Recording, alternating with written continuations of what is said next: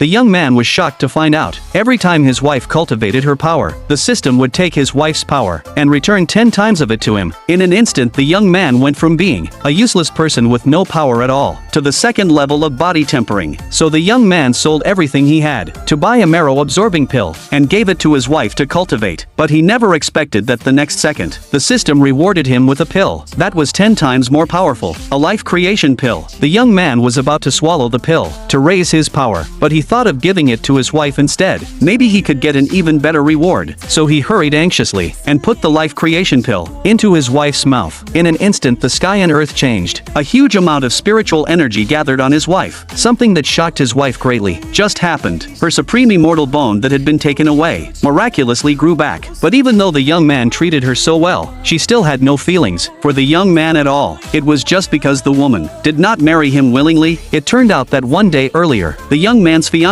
looked down on him for having no power, would not even let him get close. She wanted to pursue his senior brother, so she broke off the engagement with him in public, and even humiliated him in person. When the clan members saw this, they told him not to be too stubborn. After all, today was the day the clan arranged marriages. There was no need to worry about not having a wife. They told the young man to choose freely from these beautiful women. None were worse than his former fiancée. What he did not know was that this woman used to be a highly respected god of the sacred fire palace. She only ended up like this after her immortal bone was stolen. The woman never imagined that this useless man would choose her, and after the young man chose her and took the marriage certificate, he immediately activated a partner cultivation system. That was how the scene at the beginning, where the woman regained her immortal bone, happened. But the fact that the woman regrew her immortal bone, and the strange phenomenon in heaven and earth, was found out by the master of the Misty sect. So the master sent an elder down the mountain to take the woman into the sect to cultivate. Being able to join the top of the 5 major sects, the woman was naturally willing, but she made a request to the elder that she would only go if the young man joined too, to thank the young man for helping her regain her immortal bone. But the young man was a well-known useless person. The elder naturally did not want him to join and bring shame to the Misty sect, so he told her to ask for something else. Upon hearing this, the woman turned to leave. When the elder saw this, to keep her, he took out a token, saying that the Misty sect would hold a recruitment test tomorrow. Telling the young man to take the token and join. Whether he could enter the Misty sect depended on his own luck. When she saw the young man had a chance to join, the woman followed the elder to the Misty sect first. Early the next morning, the young man went to take the test. The first test was to check his power level. Anyone below the 6th level of body tempering would be eliminated. Others were either at the 8th level or at the spirit gathering level. Only the young man was at the 2nd level, so the examiner tried to send him down the mountain, telling him not to embarrass himself, but the young man took out the elder's token. When they saw the elder's token, the examiner gave him a chance and let him take the second test. But at that moment, the young man's former fiancée found out he was trying to join the Misty sect, so she told the senior brother to find a top-level expert to assassinate the young man on the way. After that, the killer waited for the young man to relieve himself on the mountain and threw darts trying to kill him.